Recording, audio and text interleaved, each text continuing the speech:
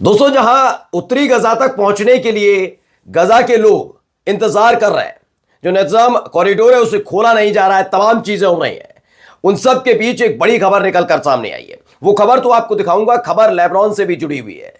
जो 60 दिन का सीज फायर था वो खत्म हो गया, लेकिन जो इजराइल की सेना है वो लेबनान छोड़कर नहीं गई। वहां पर लगातार विरोध प्रदर्शन हो रहा है, गोलीबारी इजराइल के सैनिकों की तरफ से की जा रही है और उसको बिना किसी नई डील के सीज फायर को आगे बढ़ा दिया गया है कि इस तारीख को बढ़ा दिया जाता है, अब हम निकल जाएंगे।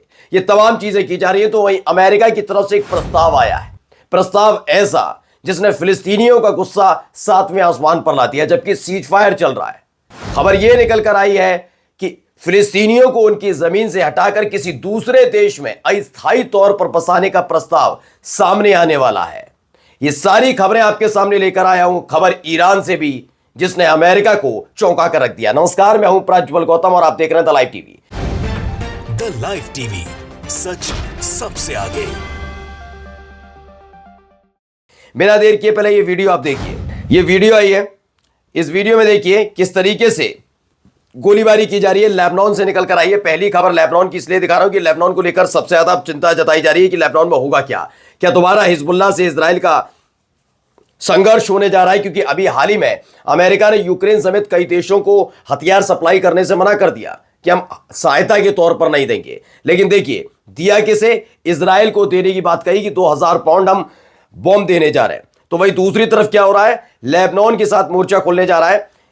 यह खबर आप देख सकते हैं, इसमें गोलीबारी की जा रही है। ये लोग लगातार अपने घर पहुंचने की कोशिश कर रहे हैं, लेकिन जो इजराइल की देखिए गोलीबारी हो रही है। ये कौन लोग हैं, देख गोली मार दी गई एक व्यक्ति को। ये तमाम तस्वीरें निकलकर आई हैं लेबनान से, और वो भी दक्षिणी लेबनान से, जहां पर इजराइल के सैनिक मौजूद है। लिखा है footage shows Israeli forces attacking किन पर, साउथ लेबनान के लेबनीज लोगों पर की जा रही है जो अपने घर लौटने की कोशिश कर रहे हैं। इन तमाम चीजों के बीच लगातार ये खबरें निकलकर आ रही हैं कि किस तरीके का बर्ताव उनके साथ किया जा रहा है। चलिए खबर में पहले दिखाता हूं, एक और खबर इससे जुड़ी हुई है। बताया गया कि व्हाइट हाउस ने कहा है कि इजराइल और लेबनान ने इजरायली सैनिकों की वापसी की समय सीमा 18 फरवरी तक बढ़ा दी है। मतलब अभी अब 18 फरवरी तक ये आराम से वहां जमे रहेंगे, जो चाहे वो करते रहेंगे। इस तरह का दावा वहां पर किया जा रहा है कि कुछ भी करने के लिए तैयार बैठे हुए। मतलब आप सोचिए कि किस तरीके की एक्टिविटीज को वहां पर अंजाम दिया जा रहा है कि लेबनान के लोग वहां पर इंतजार कर रहे हैं कि हमारे को भाई अब तो हो गया ना सब कुछ, लेकिन वो कह रहे हैं कि नहीं, अब हम जाएंगे 18 फरवरी को। एक और तस्वीर निकलकर सामने आई, देखिए किस तरीके से खुशियां मनाते हुए लोग।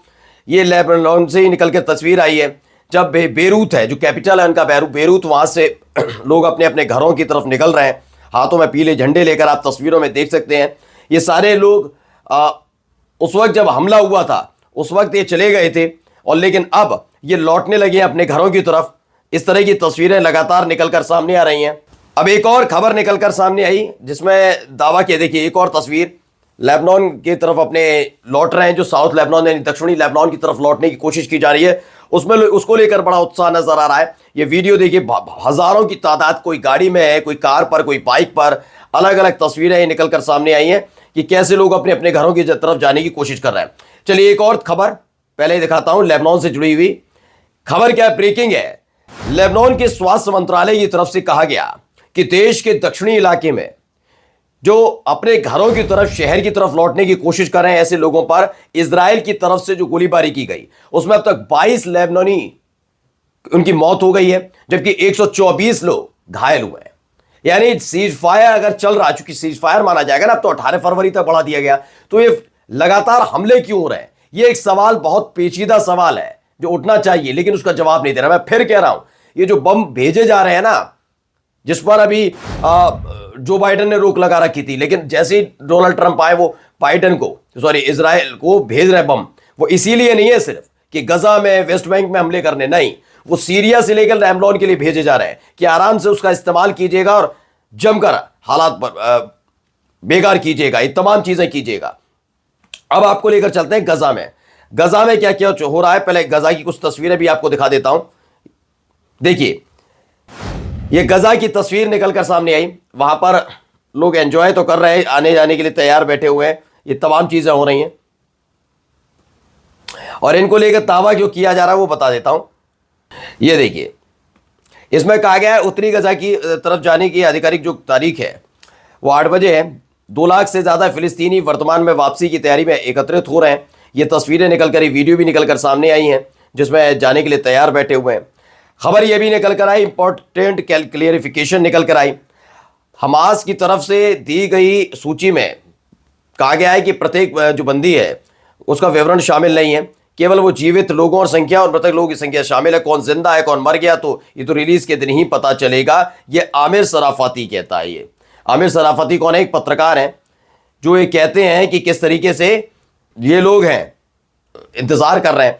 अब एक और देखिए, एक और वीडियो को जारी किया गया जिसमें गजा के लोग शामिल थे, खुशी मना रहे थे कि वो अपने घर वापस लौटेंगे। लेकिन लिखते हैं आमिर सराफाती कि गजा के लोग अपने घर कल सुबह जाने के लिए तैयार बैठे हैं, बड़े खुशी मना रहे हैं, लेकिन इनको पता ही नहीं है कि इनके घरों को खंडहर में तब्दील कर दिया गया है। यानी खुद इजराइल के जो पत्रकार है वो मानते हैं कि गजा को बर्बाद करने में इजराइल का हाथ है।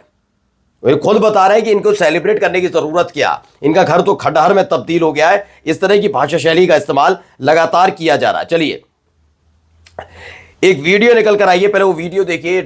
ये बेंजामिन नेतन्याहू की वीडियो है, क्या कुछ कह रहे हैं सुनिए इनका बयान। Thank you, President Trump, for keeping your promise to give Israel the tools it needs to defend itself.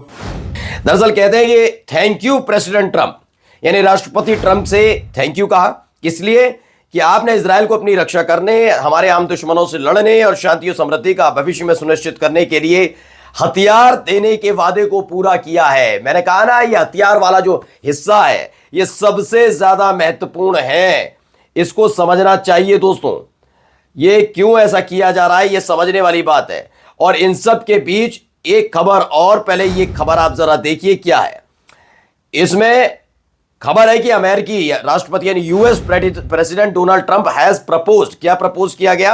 अमेरिकी राष्ट्रपति डोनाल्ड ट्रंप ने युद्ध के क्षेत्र को सिर्फ साफ करने के लिए फिलिस्तीनियों को गजा पट्टी से जॉर्डन, मिस्र और अन्य अरब देशों में स्थानांतरित करने का प्रस्ताव दिया है। यानी वो सारे लोग कहां चले जाए? फिलिस्तीनी गजा पट्टी को से चले जाए, जॉर्डन चले जाए, मिस्र चले जाए और अन्य अरब देशों में जाकर बस जाए, और जिससे फिलिस्तीनियों को उनकी मातृभूमि से निष्कासित कर दिया जाए। ये लगातार प्रपोजल दिया जा रहा है, प्रलोभन दिया जा रहा है फिलिस्तीनियों को कि आज छोड़कर चले जाए। आपका यहां क्या है? ये सोचिए अमेरिका का कितना बड़ा प्लान तैयार किया जा रहा है इधर की तरफ। वहीं कतर की तरफ से कहा गया हमास बंदी विनियम के अगले चरण से पहले अरबेल येहूद सहित 3 और बंदियों को रिहा करेगा। इजराइल सोमवार सुबह से उत्तरी गजा में गजावासियों की वापसी की अनुमति देगा। यह खबर भी निकल कर आई कि क्या करने वहां पर जा रहा है। वहीं इजराइल ने कथित तौर पर कहा गया कि बेथलेहम के पूर्वी इलाके में अल नमान गांव में फिलिस्तीनियों को सूचित किया कि वो उनके सभी घरों को ध्वस्त कर देगा। सोचिए, एक तरफ गजा में शांति प्रस्ताव और दूसरी तरफ वहां क्या हो रहा है? लगातार घर तोड़ने का काम किया जा रहा है। लेकिन इन सब के बीच खबर क्या है? यूप्रेस टीवी की तरफ से ये लगातार कहा जाए वी विल रिटर्न, हम लौटेंगे। Defiant Lebanese head home in the south as Israel refuses, मतलब वहां पर लेबनान के लोग लौटने के लिए तैयार है। इधर कौन है? इधर गजा के लोग लौटने के लिए तैयार है।